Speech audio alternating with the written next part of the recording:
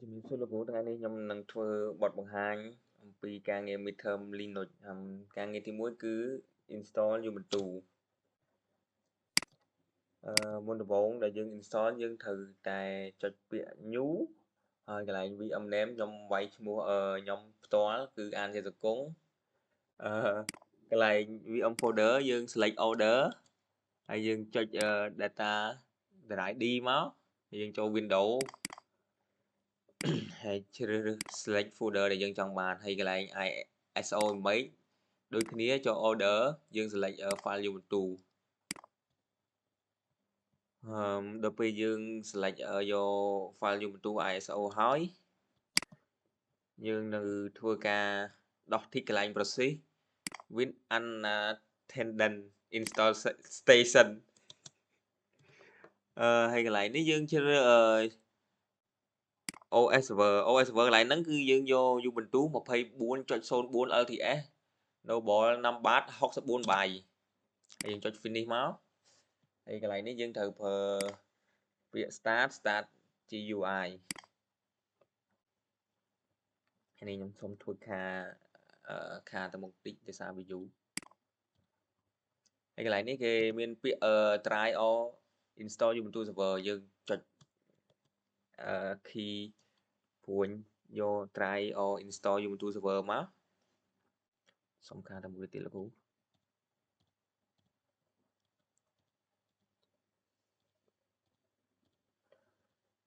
ហើយកន្លែងនេះដែរគឺ use up down and enter key to select your language កន្លែងហ្នឹងគេឲ្យយើងប្រើព្រួញមកលើចុះក្រោមឆ្វេងស្ដាំហើយយើង select យកភាសាដែលយើងចង់បានហើយភាសាដែលលោកគ្រូចង់បានគឺជាភាសាអង់គ្លេសអញ្ចឹងហើយយើងចូលទៅភាសាអង់គ្លេសមក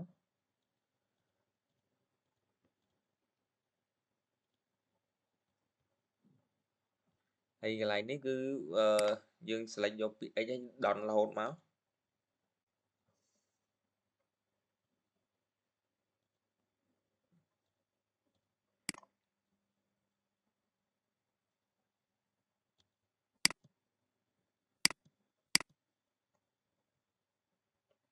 procedure address នេះដូចជាមាន // ហើយ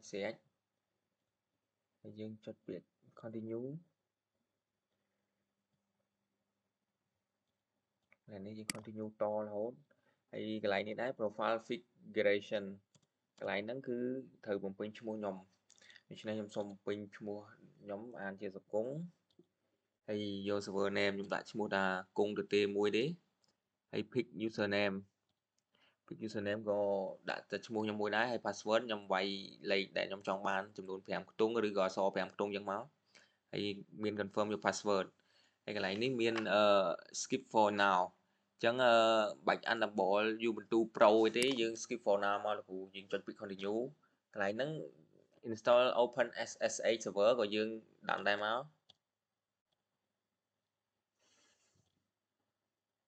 យើងយកទាំងអស់ដាននេះខ្ញុំសុំខាទៅមុខទៀតដោយសារថាវីដេអូដែលខ្ញុំ record ពីមុនវែង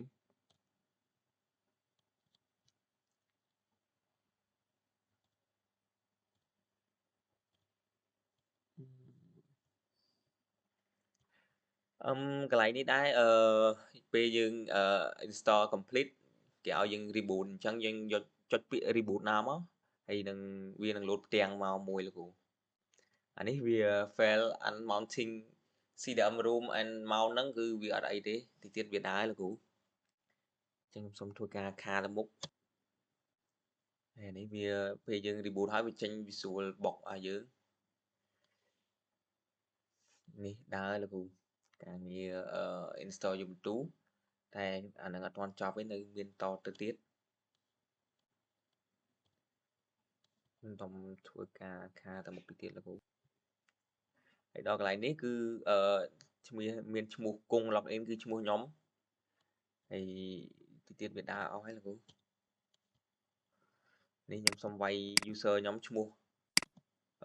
គង់ហើយ password ខ្ញុំដាក់តាមដែលខ្ញុំបាន set ពីមុនមកហើយកន្លែងនេះគឺមាន user ឈ្មោះខ្ញុំហ្មងគង់ add គង់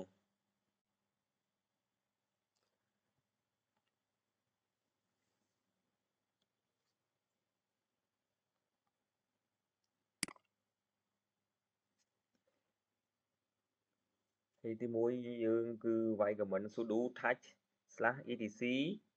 slash cloud init disable កន្លែង comment ហ្នឹងគឺគេចង់ឲ្យយើងបង្កើតឯកសារដើម្បីបិទដំណើរការរបស់ cloud នៅពេលម៉ាស៊ីនដំណើរការអញ្ចឹងគឺ init.disable ហើយឲ្យ password ហើយខ្ញុំក៏ឲ្យ password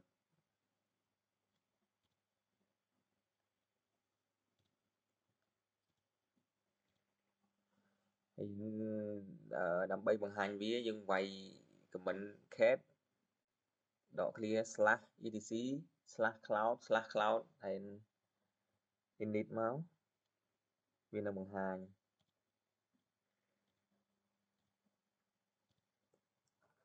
ហើយ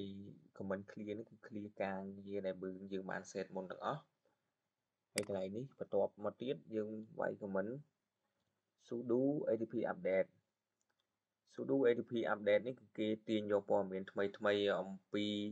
server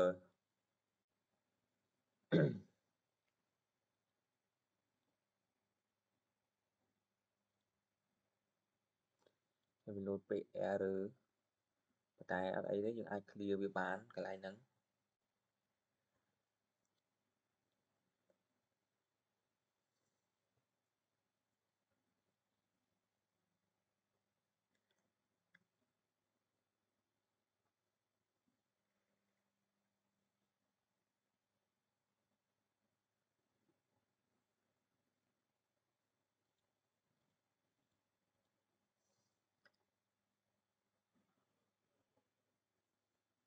អានេះ sudo atp update dev name នេះគឺ update server អានេះគេឲ្យធ្វើការរងចាំ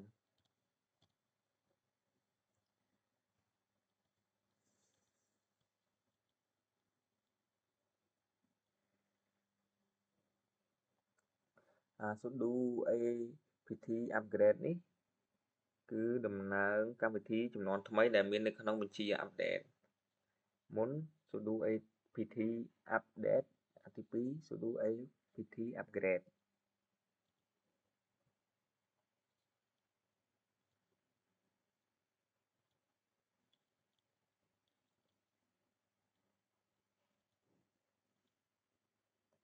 នេះគឺវាដើរពង progress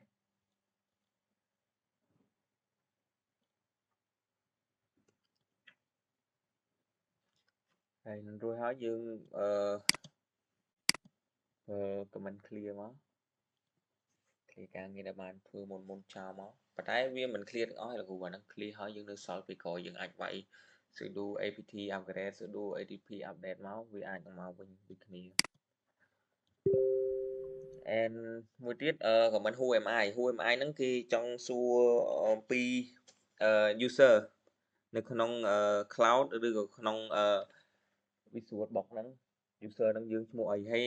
comment pwd ហ្នឹងចង់បង្ហាញទីតាំងថតរបស់ folder បច្ចុប្បន្នដែលយើងកំពុងប្រើមួយទៀត sudo shutdown ហ្នឹងគឺបិទកម្មវិធីយកតែម្ដងនេះគឺជាការងារទី2 basic comment លោកគ្រូ and មុនដំបូងនេះគឺយើងវាយ comment ls ហ្នឹងគេចង់បង្ហាញបញ្ជីឯកសារហើយបញ្ជីឯកសាររបស់យើងហ្នឹងគឺមានឈ្មោះ su10 និង su5 ហើយយើងវាយហើយគឺវាបង្ហាញឲ្យយើងឃើញថា su10 su5 ហ្នឹងគឺជា folder ឬគឺជាឯកសាររបស់យើងហើយយើងមកវាយ comment sudo apt update មកដើម្បី update ឯកសារទាំងអស់ហ្នឹង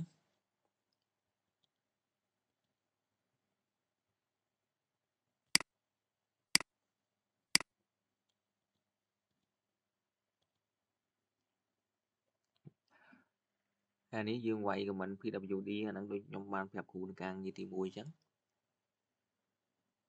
ចង់បង្ហាញទីតាំង folder របស់យើងហើយ folder របស់ខ្ញុំនេះនៅក្នុង home ហើយឈ្មោះខ្ញុំគង់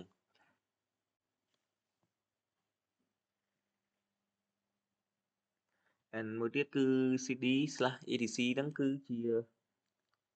កន្លែងទុកឯកសារកំណត់ប្រព័ន្ធ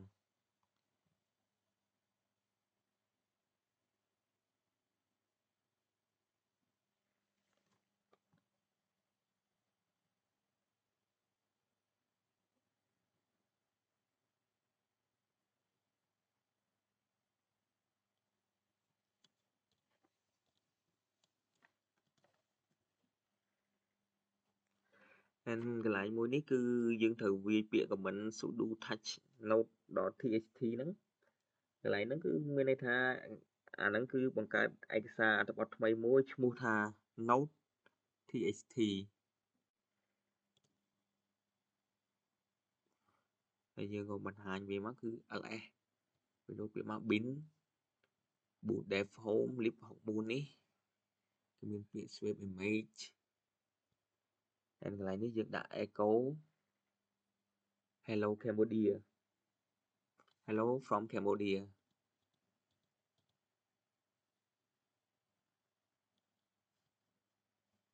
ហើយវានឹងធ្វើហើយនៅចុងក្រោយនោះយើងវាយ comment ចូលមួយថែមមកទៀតមក sudo t.a node.txt វានឹងលោតពាក្យពីក្រោមមកគឺ hello from Cambodia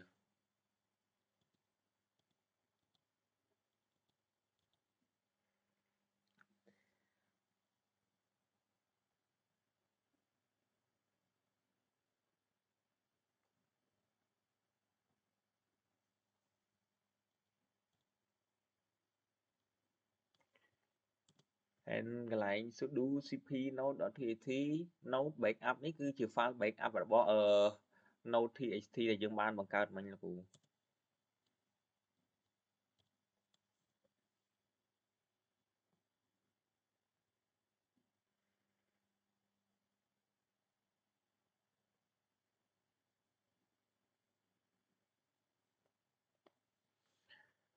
ហើយកន្លែងដែលខ្ញុំវាយ comment ថា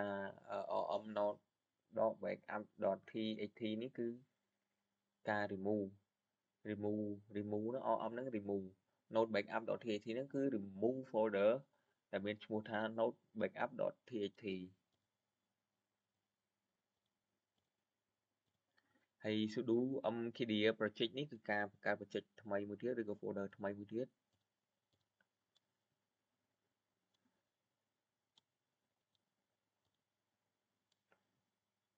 អានេះយើងបង្កើតមួយទៀតមកគឺយើងបង្ហាញវាយើងវាយ command ls ហើយយើងវាយ sudo mkdir project មកយើងបង្កើត project ថ្មី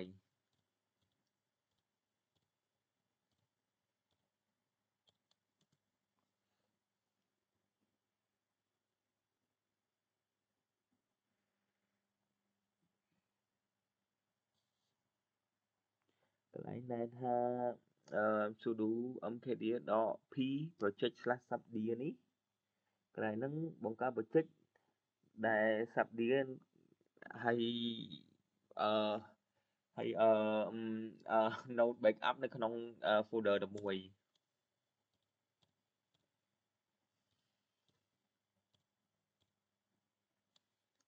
ហើយកន្លែងនេះយើងបង្ហាញវាម្ដងទៀតយើងវាយ command ls.lh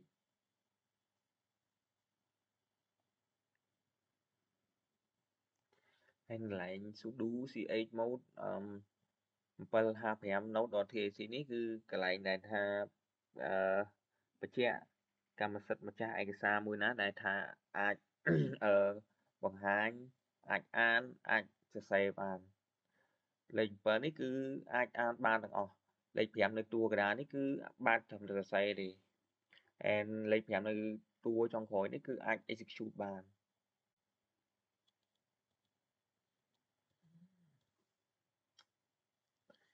កន្លែង hostname នេះគ្រាន់តែវាយបញ្ជាក់ថា host របស់ហ្នឹង host មួយហ្នឹងគឺឈ្មោះណាគេហើយខ្ញុំវាយ hostname ហ្នឹងមកក៏លោតពាក្យឈ្មោះខ្ញុំមកលោកគ្រូ and កន្លែង df.h នេះគឺចង់បង្ហាញCPU and free.h នេះចង់បង្ហាញអំពីmemory នៅក្នុងកុំព្យូទ័រ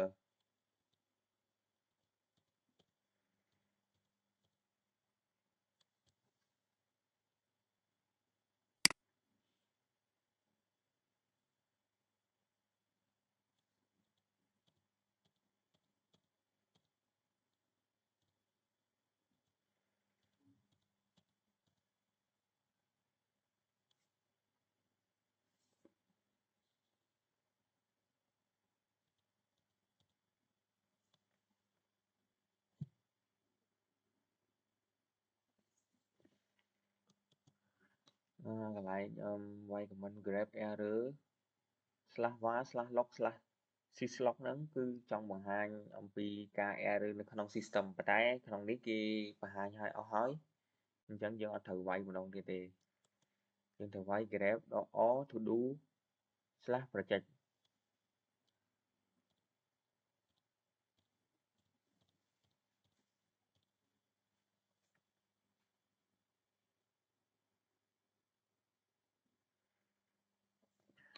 នៅកន្លែងដែលខ្ញុំវាយពាក្យ find slash home.name កាយ PDF នេះគឺចង់ឲ្យយើងរកfile ទាំងឡាយណាដែលមានកន្ទុយ PDF នៅក្នុង folder home នេះ y shortname.txt ហើយយើង click វាវិញមក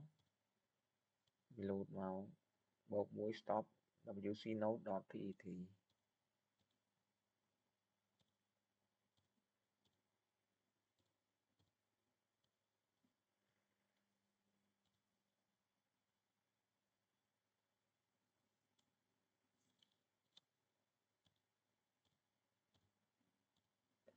កន្លែងដែលខ្ញុំវាយ comment IP addr show នេះគឺចង់បង្ហាញពី IP address របស់ user ដែលខ្ញុំកំពុងប្រើហ្នឹងហើយចុចពាក្យ clear កន្លែងនេះយើងធ្វើខ្វះ zip file អញ្ចឹងយើងវាយ wget មក http://google.com/zip file ហើយកន្លែង sudo atp remote នេះគឺការ remote user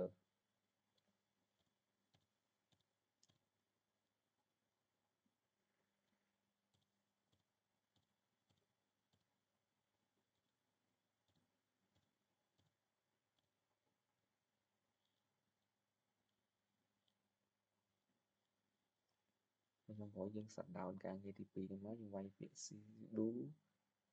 shut down អានេះការងារទី3លោកគ្រូការងារ comment SH ហើយខ្ញុំធ្វើការ login ឈ្មោះខ្ញុំ password ខ្ញុំធម្មតាដូចការងារមុនហើយកន្លែងនេះវាពាក្យsudo apt update ដដែលលោកគ្រូ password គេទាមទារឲ្យវាយ password ដូចវាយ user នេះគឺជាការ update folder update server ដោយការងារទី1ទី2ដែរលោកគ្រូ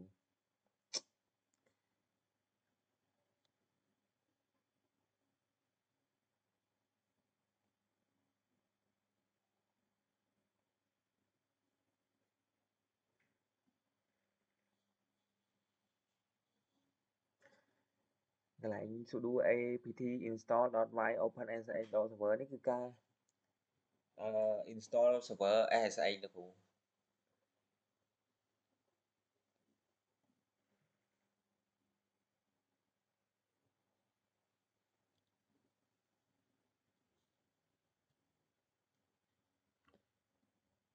កន្លែង sudo atp install.y opensh sudo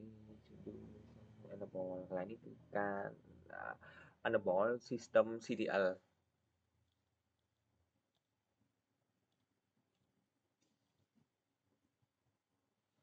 អានេះ SH យើងបាន active ហើយគឺមានពាក្យ active running អាហ្នឹងដោយសារថាយើងយើងបានinstall ជោគជ័យវាលោតពាក្យ active ហើយ running ហ្មងនេះយើងវាយពាក្យ IPA នេះការបង្ហាញ IP របស់យើង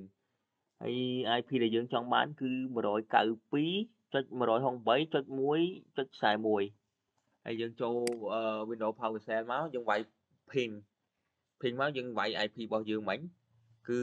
192.168.1.41 ហើយអា /24 ហ្នឹងយើងអត់យកទេនេះវា reply for មកអាហ្នឹងគឺមានន័យថាយើងធ្វើបានជោគជ័យហើយយើងវាយ SSH វាយឈ្មោះ user យើងហើយ IP ហើយកន្លែងនេះចេញពាក្យ yes no នេះយើងចុចពាក្យ yes មកវាក៏ load ឲ្យយើងហើយដាក់ who am I វានឹង load user របស់យើងអានេះគឺការ connect ពី WinSuperBox ទៅ Windows PowerShell នេះគឺជាការងារទី3 hardware monitor កន្លែងនេះដែលនេះដែលទេធ្វើការ វាយ IP IPA យើងមក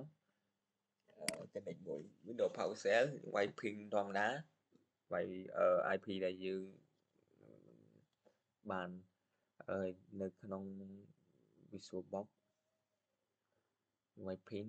192.168.126/24 គឺអត់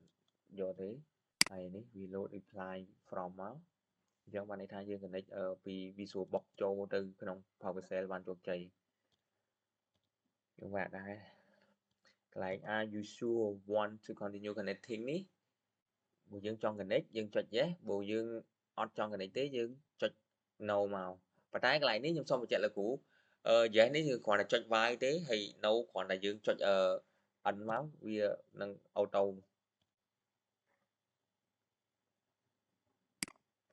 នេះគេដាក់ថ្ងៃខែម៉ោងដែលបាន login អញ្ចឹងទៅ Saturday December 6 ម៉ោង 3:40 នាទី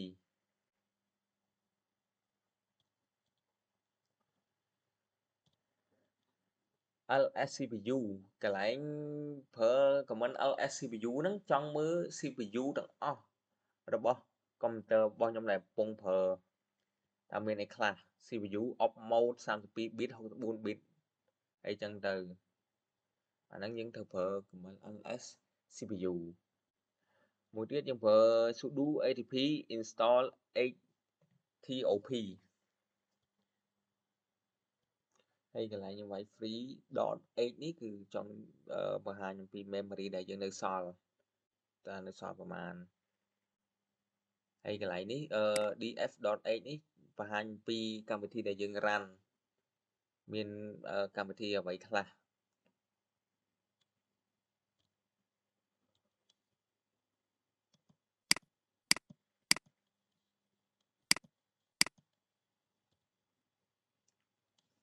យើងវាយរួចហើយយើងវាយ IPA នៅក្នុង Windows PowerShell មកវា load ដូចកាលយើងវាយ IPA នៅក្នុង Windows VisualBox ដូចគ្នា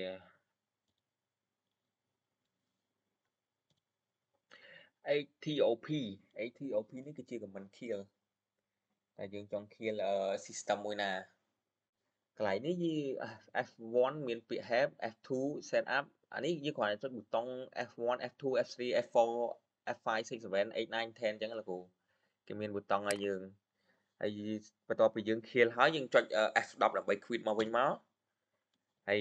យើងចង់ kill comment ទី9យើងចុច kill ដក9អានេះខ្ញុំធ្វើការ kill ហើយហើយយើងចុចពាក្យ sudo shutdown មកវានឹង shutdown auto ហើយវានឹង load ចូលក្នុង VisualBox របស់យើងមកវិញយើង login សារថ្មី who am I នេះគឺឈ្មោះខ្ញុំម្ដងយើងវាយ IPA មក IPA នេះគឺបង្ហាញ IP ម្ដងទៀតហើយ IP ម្ដងទៀត load ដូចមុនអញ្ចឹងអានេះយើងធ្វើការ disconnect យើងចុច sh. user ឈ្មោះគង់របស់ខ្ញុំហ្នឹងហើយ add YIP យើងមិញមកនឹងធ្វើការ disconnect clear មក OMI គឺនៅដែរ sudo shutdown comment យើងអត់ធ្លាប់ប្រើដែរអានេះយើងធ្វើការ disconnect ហើយសម្រាប់ការងារនេះវិញគឺការងារ compress folder compress folder នេះមាន4ចំណុចដែលលោកគ្រូឲ្យធ្វើមាន create one directory create multi directory in one command zip folder and unzip task folder and extract ខ្ញុំនឹងបង្ហាញលោកគ្រូនេះដំបូងគឺយើងចូលVisualBox របស់យើងអដែរយើងវាយ IPA ដើម្បីយក IP ទៅ connect ជាមួយ Windows PowerShell នេះគឺ IP របស់ខ្ញុំហើយយើងវាយពាក្យ yes ក៏បានវាយអក្សរនេះមកវាយក៏បាន and កន្លែងនេះគឺ cái bài password cái bài password របស់ខ្ញុំហើយយើង clear មក clear ហើយកន្លែង Mkedia project នេះគឺការបង្កើត project មួយទៀតដោយលោកគ្រូបានបញ្ជាក់ពីមុនអញ្ចឹងគឺបង្កើត project មួយដែលមានឈ្មោះ alpha ដល់ពេលយើងវាយ Mkedia project alpha ហើយយើងវាយ ls មកវានឹង load ពាក្យ my folder ឈ្មោះ project alpha su5 ហ្មងហើយខ្ញុំសូមបង្កើតមួយទៀតគឺ Mkedia folder 1 folder 2ហើយយើងចង់បង្ហាញវាគឺវាយ ls អត់ដែរមកវាក៏ load folder 1 folder 2 my folder project alpha su5 នៅក្រុមហ្នឹងហ្មង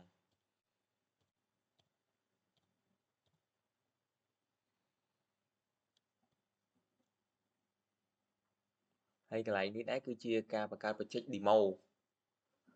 បង្កើតហើយយើងបង្ហាញដូចគ្នាគឺវាយ command ls វា load ពាក្យ demo នៅមុខ folder 1 folder 2ហ្មង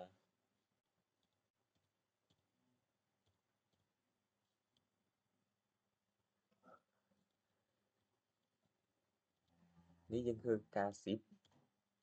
យើងវាយ command zip មក zip .or demo archive .zip នេះគឺយើង zip ហើយកន្លែងនេះគឺយើង zip ហើយអានេះយើង remove ឬក៏ unzip អានេះយើង unzip file demo របស់យើងមិញលោកគ្រូយើងវាយ command unzip demo archive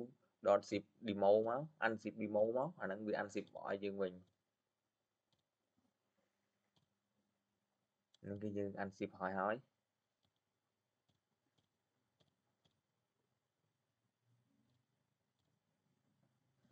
អានេះគឺអត់នេះទេជ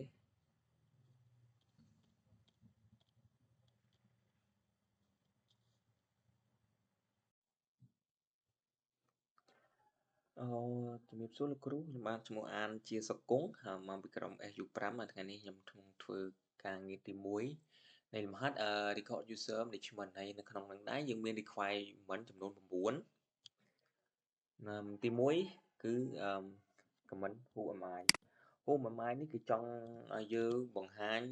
អំពី user ដែលមានឈ្មោះរបស់យើងហើយឬក៏របស់អ្នកណាទៅតែនេះគឺ user របស់ខ្ញុំផ្ទាល់គឺ who am I នេះខ្ញុំចុច enter មកវាមាន load ពាក្យគង់មកទី2 PWD ហ្នឹងនឹងធ្វើការបង្ហាញ path directory ដែលយើងកំពុងនៅខ្ញុំសូមធ្វើការវាយ PWD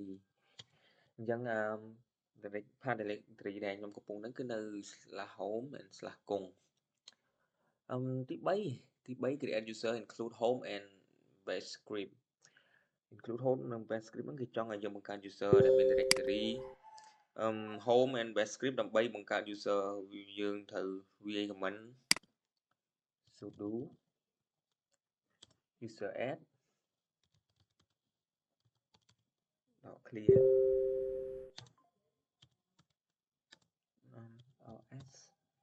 os /bin /base ហើយយើងវាយឈ្មោះuser ថ្មីមកដាក់ឈ្មោះខ្ញុំ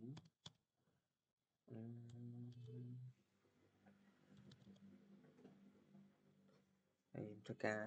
enter មក password 1234 5អញ្ចឹងទៅយើងធ្វើការ switch user ដើម្បីធ្វើការ switch user បានការងារទី4នេះគឺ requirement ទី4នេះ switch user ទៅកាន់ user ថ្មីដើម្បីធ្វើការ switch user បានខ្ញុំសូមវាយ command sudo su kung underscore 001 enter ដូច្នេះវា load មកហើយគឺគង់ underscore 001ហើយទី5នេះយើងចង់បង្ហាញ who am I ដើម្បីបង្ហាញ user ថ្មីមួយទៀតយើងចង់ឲ្យច្បាស់គឺវាយ command who am I គង់ underscore 001ហើយទី6 PWD បង្ហាញពី home directory ដែលបានបង្កើតថ្មីអាហ្នឹងគេចង់ឲ្យយើងបង្ហាញពី home directory ដែលយើងបង្កើតថ្មីហ្នឹងខ្ញុំសូមវាយcd មិន cd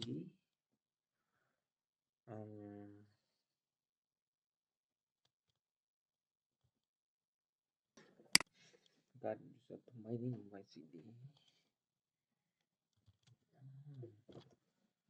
emទី6អូសំទោសលោកគ្រូច្រឡំទី6នឹងត្រូវហើយតែទី6គឺ PWD ខ្ញុំច្រឡំ YCD សំទោសលោកគ្រូ PWD គឺ home គង់ underscore 01ហើយទី7បង្កើត folder ថ្មីមួយនិង ls បង្ហាញដើម្បីបង្កើត folder ថ្មីមួយនេះខ្ញុំសូមធ្វើការវាយ comment អំគេជាហើយខ្ញុំដាក់ folder ថ្មីដាក់ឈ្មោះនេះមក U5 ហើយនេះគឺជា folder ថ្មីដែលមានឈ្មោះគង់ SU5 ទី8ចេញទៅ user ដើមកន្លែងនេះគឺសាមញ្ញទេគ្រាន់តែយើងចង់ចេញ user ដើមយើងត្រូវវាយ comment exit មក exit ហើយវា load user មកឈ្មោះគង់របស់ខ្ញុំមុនដើម្បីបញ្ជាក់ច្បាស់យើងក៏វាយ comment who am I នេះគឺជា user ដំបូងគេបំផុតរបស់ខ្ញុំគឺឈ្មោះគង់ and ទី9បង្ហាញ user list តាម cat etc password ទី9នេះខ្ញុំចង់ឲ្យយើងបង្ហាញ list តែប្រើ comment cat slash etc slash password យើង enter មកនេះដល់ base etc password not such a file or directory ក្នុងនេះខ្ញុំមិនទាន់មាន file អីទេហើយតែគាត់ថាមាននៅក្នុងនឹងដែរឥឡូវនេះខ្ញុំសូមធ្វើការលុបជាមួយនឹងuser ថ្មីដែលបានបង្កើតមិញហ្នឹងខ្ញុំសូមធ្វើការវាយ command sudo user del and my user មិញគឺគង់ underscore 001 etc អូខេច្រឡំសុំទោសលោកគ្រូអូខេ etc first enter ណានេះគឺបានលុបហើយបានលុប user នឹងហើយរួចហើយអញ្ចឹងការងារទី1ដែលមាន9 requirement នេះសូមបញ្ចប់ត្រឹមប៉ុណ្ណេះលោកគ្រូអរគុណច្រើនលោកគ្រូជំរាបលា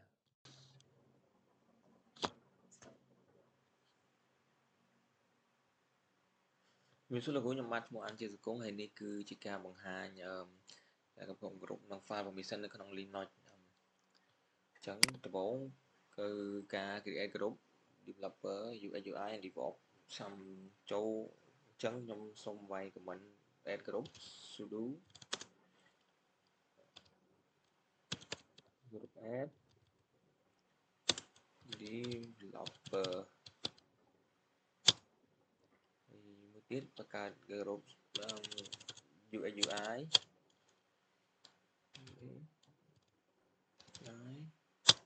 មួយទៀតខ្ញុំធ្វើការបង្កើត group DevOps អញ្ចឹងដើម្បីធ្វើការបង្ហាញវិញខ្ញុំសូមវាយ command cat etc group នៅខាងក្រោមនេះគឺជាgroup ដែលបានបង្កើតគឺមាន developer មាន UX UI និង DevOps នឹងទី2ធ្វើការ delete group នឹងចេញខ្ញុំសូមធ្វើការវាយ command sudo group del and ចង់លុប group មួយដែលមានឈ្មោះថា UX UI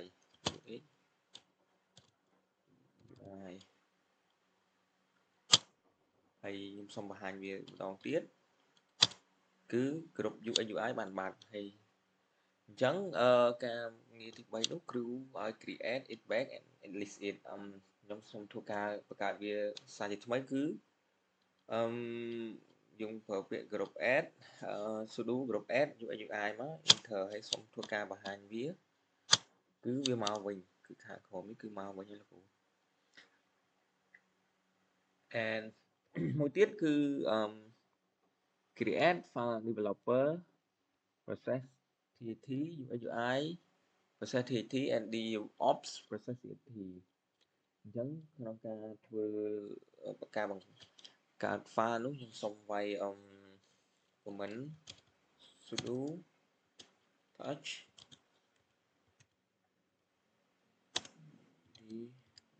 developer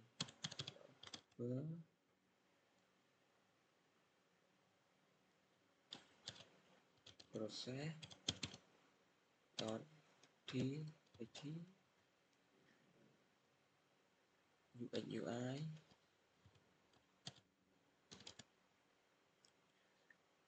process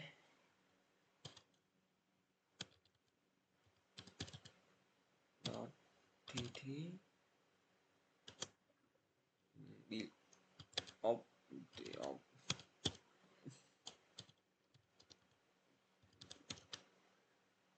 dot tt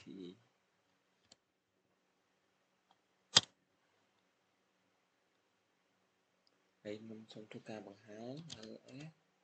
ប្រើ command ls dot l នេះគឺជា file developer process file UI UI process និងគឺជា file DOP process ហើយមួយទៀតខ្ញុំសូមធ្វើការប្រើ comment change permission ប៉ុន្តែ change permission នេះយើងគឺ change permission ទៅជា755 ហើយ755ហ្នឹងគឺមានន័យថាលេខ7អាច read write execute បានលេខ5អាច read បាននិងលេខ5មួយទៀតអាច execute បានអញ្ចឹងខ្ញុំសូមធ្វើការវាយ comment sudo chmod 755ហើយយើងចង់ change permission ទាំងអស់ហ្នឹងគឺដូចជា developer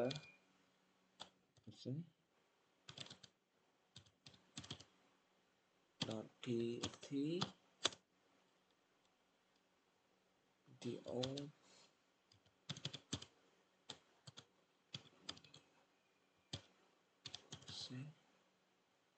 dot txt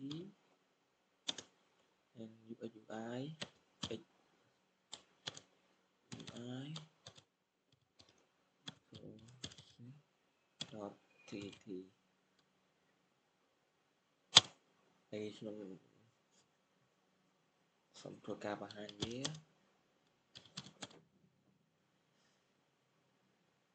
អានេះគឺយើងបានដូរវារួចហើយហើយមួយទៀតខ្ញុំសូមធ្វើការបង្ហាញពីហើយនេះគឺជា comment change owner ហើយដើម្បីឲ្យ change owner បានយើងវាយពាក្យ comment sudo ch own ហើយយើងវាយពាក្យ.2 developer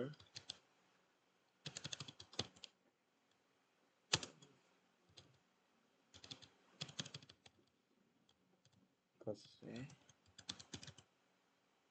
dot tt មួយទៀតខ្ញុំ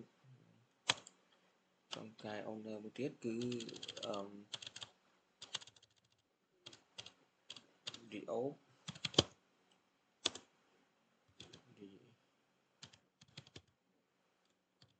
process dot tt មួយទៀតខ្ញុំសូមកុំកែ UX UI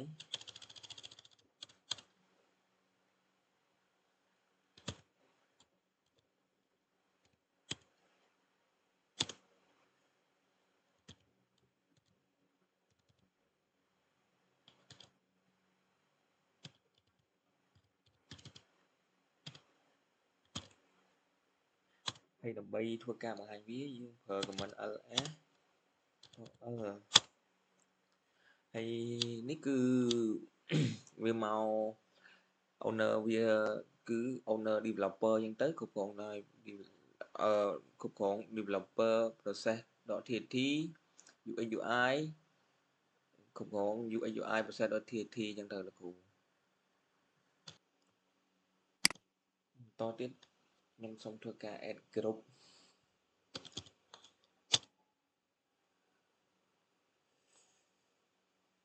ដោយសារ group ខ្ញុំមាន folder 1 folder 2 my folder project alpha su5 ដូច្នេះខ្ញុំសូមធ្វើការ add group ទាំងអស់ហ្នឹងហើយដោយសារថា user ខ្ញុំមានដូចជា folder 1 folder 2 my folder project alpha su5 ហ្នឹងហើយខ្ញុំសូមធ្វើការ add user ទៅកាន់ group ដើម្បី add user ទៅកាន់ group ខ្ញុំវាយ command sudo user mode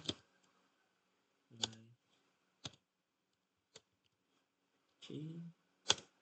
developer ហើយខ្ញុំសូមធ្វើការវាយពាក្យ folder 1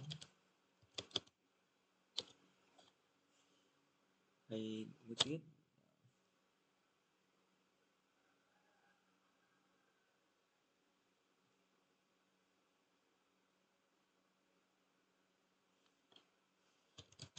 sudo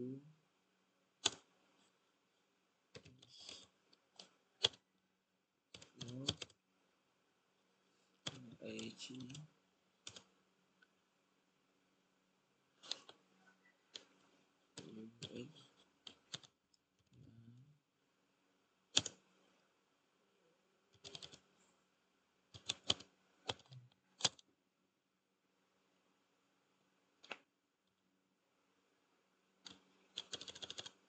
delete off my folder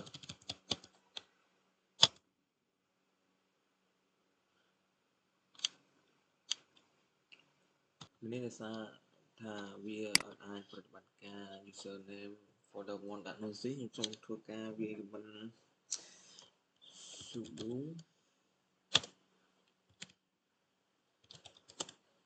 ម្ដងទៀត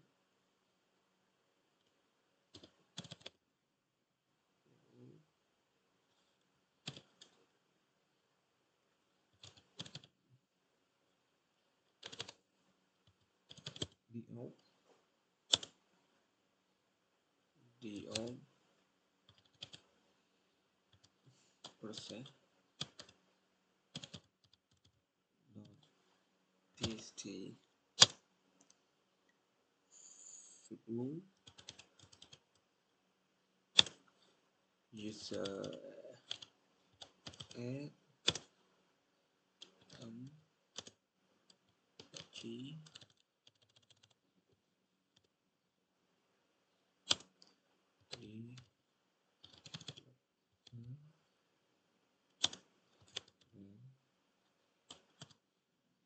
user មួយទៀតធ្វើការវាយ command ដូចគ្នាតែ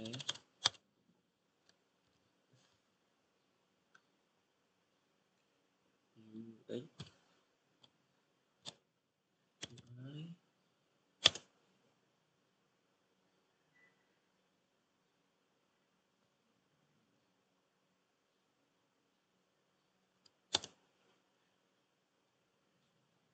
UX user មួយទៀតខ្ញុំសូមធ្វើការវាយ command ដដែលប៉ុន្តែយើងដូរជា do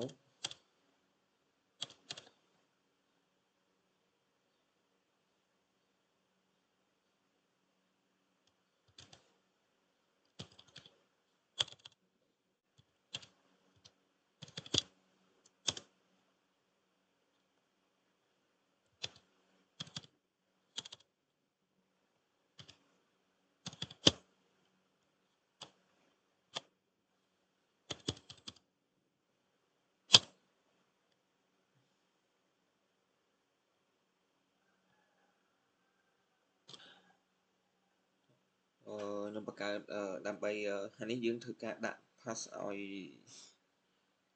add user ឲ្យ developer ឲ្យ UX UI and do ហើយបន្តមកទៀតខ្ញុំសូមធ្វើការដាក់ password ការដាក់ password យើងប្រើ command sudo PSSWE password đặt theo user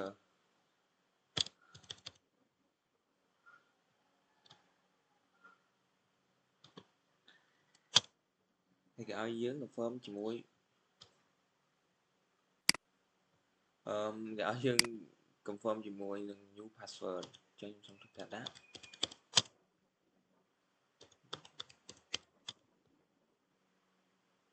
hay password bao dương bạn update successfully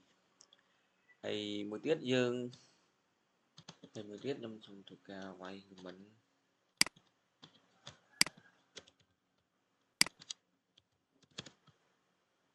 wait